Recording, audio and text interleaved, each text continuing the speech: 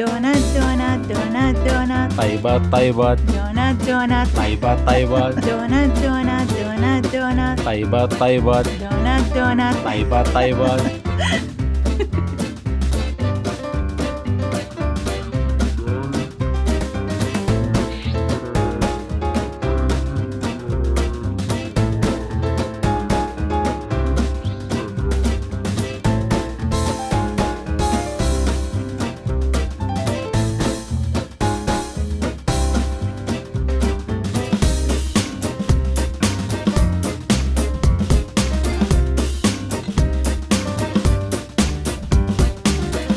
هلا وحبايب قلبي متابعين الغالين، شلونكم؟ ان شاء الله يا ربي كلكم بخير وصحة وعافية.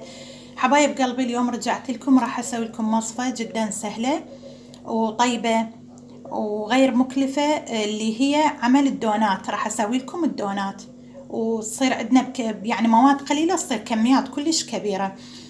اليوم انا راح اسوي لكم الدونات، واللي هي راح احتاج في عمل الدونات اليوم اني هنا أنا عندي نص كوب حليب، تقريبا نص كوب حليب دافي. هنا أنا عندي نص كوب زيت، العفو زبدة مذوبتها اني، يعني شوية حرارة مذوبتها. نص كوب حليب، نص كوب زبدة.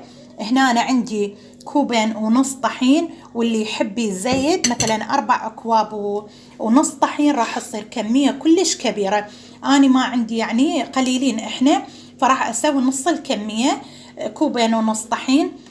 هنا أنا عندي ربع كوب سكر، بيضة وعلبة وكيس فانيلا، وملعقة طعام خميرة. وهنا أنا رشة ملح راح أحتاج شوية. وهسه راح أبلش. أول شي إيش راح أسوي؟ هنا أنا عندي نص كوب حليب، راح أخلي بيه ملعقة سكر حتى تتفاعل الخمرة ويختمر عندي رأسا. هاي راح أخلي ملعقة سكر بالحليب، وراح أضيف الخمرة وراح أخلطهم بالملعقة. هنا أنا ذوبت ملعقة الخميرة بنص كوب الحليب الدافي وملعقة السكر وياها، راح أخليها شوية تتفاعل وأرجع لكم. ورجعت لكم حبايبي بعد أن تفاعلت الخمرة عندي. هسه راح أبلش العجين مثل ما شفتوا. خليت الحليب الدافي، خليت بيه السكر، وخليت الخميرة وغطيتهم تفاعلوا عندي حتى رأسا تختمر. هنا أنا راح أخلي الطحين، وراح أخلي هذا نص الكوب السكر، ربع الكوب السكر. وهنا أنا كيس الفانيلا، كلهم راح أخلطهم سوية وأبلش أعجن بيهم. هاي كيس الفانيلا وهاي البيضة. ومثل ما قلت لكم إذا تحبون أكثر ضاعفوا الكمية، يعني بدل بيضة تصير بيضتين وهيجي. هنا أنا راح أخلي الزبد مثل ما قلنا، هذا عندي نص كوب زبد. وهنا أنا هاي راح أخلي الخميرة اللي تفاعلت. وهنا رشة ملح جدا بسيطة، يعني تقريبا ملعقة شاي ملح. راح أخلطهم وأعجنهم، راح أخلطهم. هسه راح نخلطهم حبايبي، راح أعجنها وأرجع لكم.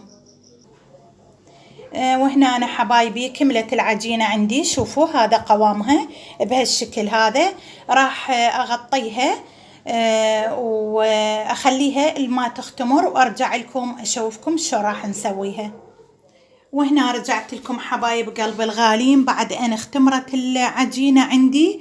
وهنا أنا رشيت طحين جواها، وراح أفردها بالشيبك هذا مال الكليتش اللي نستخدمه. وشوفوا حبايب قلبي راح أفردها للعجينة، يعني مو كلش ناصية أسويها، يعني بحيث شوية بيها علو. راح أكملها فرد وارجع. وهنا حبايبي بعد أن فردت العجينة بهالشكل هذا، أي قطاعة عندكم أي شي عندكم قالب، او اذا كلش ما عندكم عادي بالقلاص همات يعني بالكوب يرهم. هنا أنا راح اقطعها بهالشكل هذا. شوفوا حبايبي، اي شي عندكم تحبون تقطعوها به او بهذا هيجي.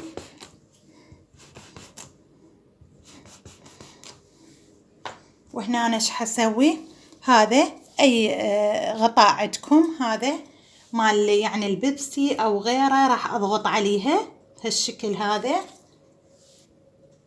مثل ما قلت لكم حبايبي، اذا تحبون كمية اكثر زيدوا، ضاعفوا المواد اللي انا خليتها، ضاعفوا الكمية. اي غطاء مال بطل يعني.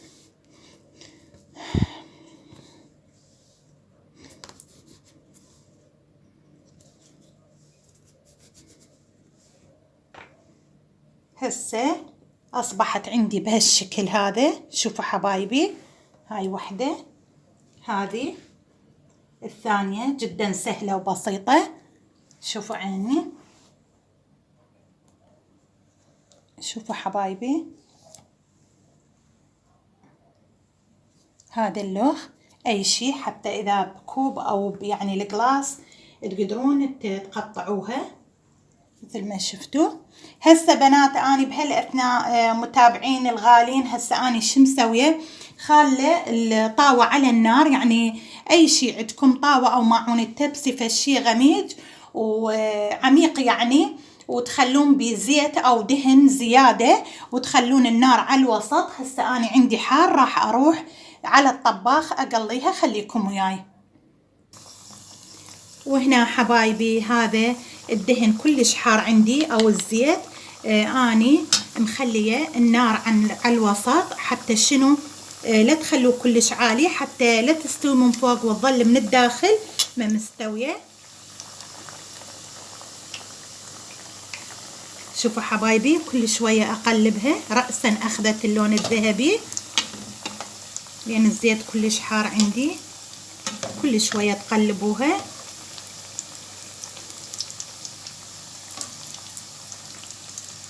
كل شوية نقلبها. شوف حبايب قلبي، وراح كلها تصير بهذا اللون وارجع لكم. كل شوية نقلب. وهنا حبايبي قليت نص الكمية والباقي بعده لسه دا اشتغل بيه، بس حبيت اشوفكم هذا شكله النهائي. اصبحت يعني بهالشكل هذا. شوفوا حبايبي، هيجي هشة اصبحت. تردون يعني هيك تقلوها بهالشكل او لونها اغمق هيجي. هنا أنا هسه ايش راح اسوي حبايبي، هنا أنا هاي الدونات عندي رأسا ما طولت، بس خليتها بالدهن وظليت اقلب بيها. رأسا اصبحت عندي بهالشكل هذا، يعني شلون نفشت وبطنها هشة صارت هيجي. تحبون بهذا اللون الذهبي، تحبون تخلوه اغمق، هاي بعد بكيفكم. هنا أنا عندي اني شوكولاته يعني كاكاو، قطع كاكاو اني ذوبتها بهالشكل هذا. وهنا أنا عندي هذا للتزيين الحبيبات. هسه هنا أنا حبايب قلبي راح اخذها للدونات واغطسها بالشوكولاته بهالشكل هذا هيجي حبايبي. بهالشكل هذا راح اغطسها، اخليها على جنب. كلياتها راح اغطسها بهالشكل هذا واخليها على جنب، وازينها باي شيء انتم حبايب قلبي عندكم يعني حابين تزينون بيه.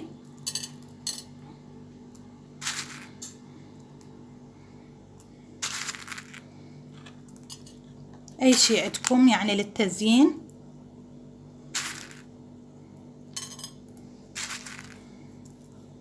وراح اكملها. وهنا حبايب قلبي هذا شكل الدونات النهائي بعد ان قليناها بالزيت وزيناها بالشوكولاتة وهذه الحبيبات الملونة.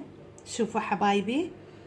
وهنا حبايب قلبي هذه القطع اللي سويناها الصغيرة بالغطاء مال البطل البيبسي، هاي اللي شفتوها همات قليتها وخليت لها الشوكولاتة والحبيبات.